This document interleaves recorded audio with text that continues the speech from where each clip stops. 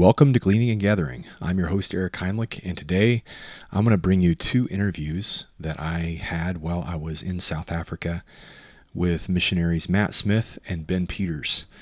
I was so privileged to be able to meet both of them while I was there and spend time just talking about missions and life and ministry, and they're just two amazing young leaders, and it was just a real privilege to spend time with them. So here's a little bit of the conversation that I had with them along the way.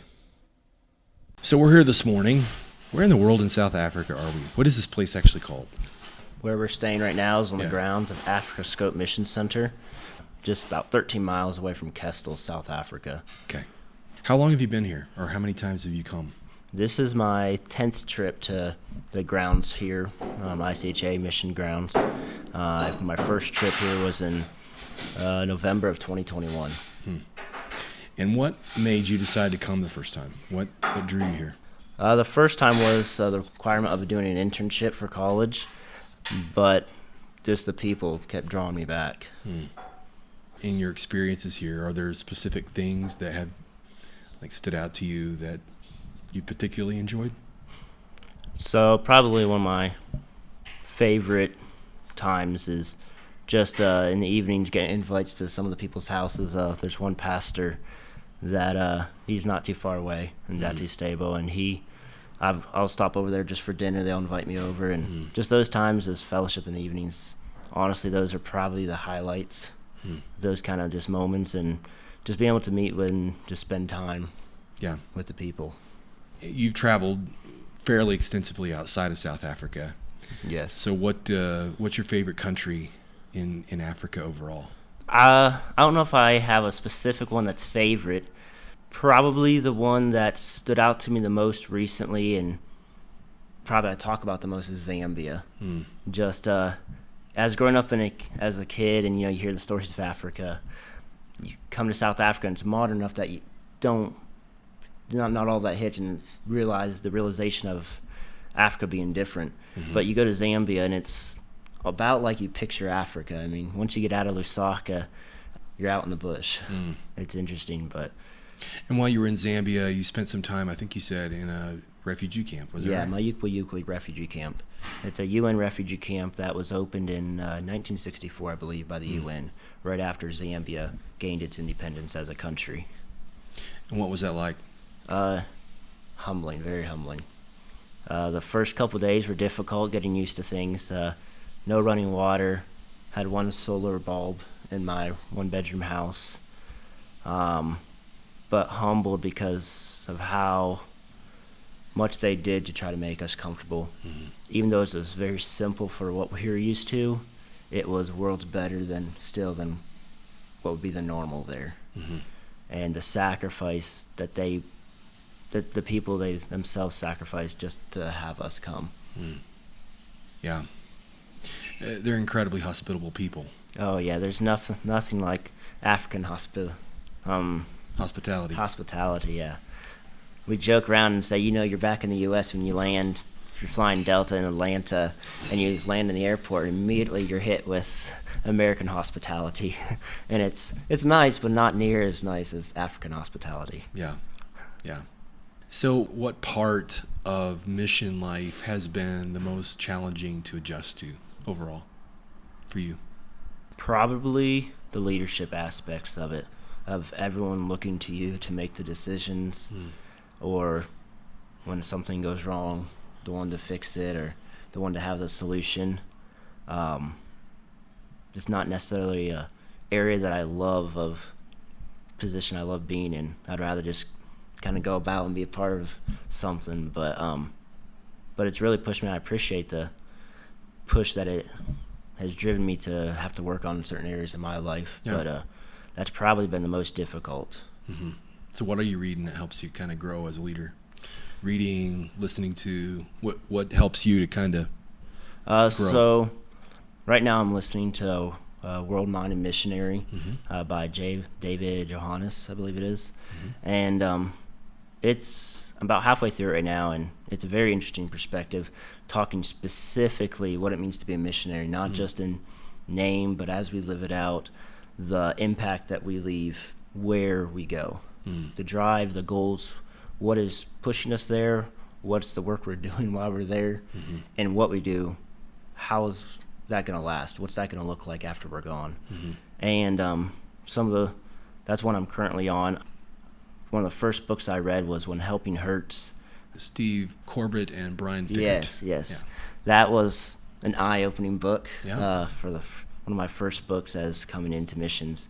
But also, I think there's 5 Dysfunctions of a Team. That was that was a very good book. That I think I've gone through twice on that book. Just it points out some key things that are very helpful. They're simple, that you'd think would be obvious, but easily missed. So I'm sure being in a context like this is incredibly draining. What do you do to help keep your soul happy in the Lord and keep yourself moving forward and resilient? What are some of the rhythms that you have in your life that help you do what you do? So some of the things that I've had to work on, but that have helped keep me going or give me the energy back after giving out, is I've worked to have a schedule. It's easy. Where I'm at is where my mind is, and so everything back home can be out of sight, out of mind. But I work every Sunday. I work with my family and my fiance that we make sure if it doesn't happen throughout the week, just busyness of life, time difference, but that time we specifically spend time talking, calling, video calling, whatever it may be. But I look forward to those times. It's easy to forget about everything, but then when you hear about it, then you miss it. But then also just the simple things of going for a hike, and I don't necessarily enjoy just doing all that stuff by myself, but take some of the youth or some of the friends I have here with me, and instead of just simply as in ministry or discipling, but we're just going and enjoying the day, enjoying the exercise. But yeah, so some of those things that you definitely have to plan out and put into your schedule, or else you'll just not give time for them. Yeah. So you mentioned your fiance. When are you getting married? May 16th. May 16th. You Yeah. counting down the days yet? I don't have the exact day count. I'm sure she does. She's got the day count. All right. Well, that's exciting. And I'm sure there'll be more coming out about plans and future ministry and all that. But it's been exciting to be here with you this week and just to see up close and personal the work that you're doing here and the obvious love of the people for you, and excited to see where God takes you. Thank you. I'm excited as well, and see the next step that God lays out for us. Well, thanks for taking time. Yeah, no problem. It's been a privilege here to get to know Ben Peters. Yes, it's been great getting to meet you as well.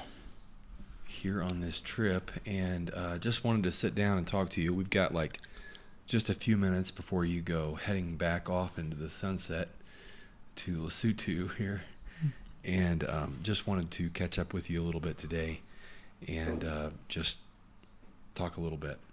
So how did you come to be involved in missions? Well, it's kind of an interesting story. I actually got into missions kind of later into my 20s. Growing up, I always thought I would be in music ministry and had invested toward that end. But I always felt there was something more. I've always had a love for the church.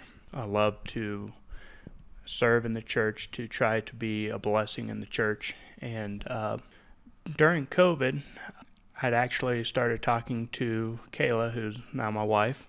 And at first, we didn't really think it would go anywhere because I didn't think I had a call to missions.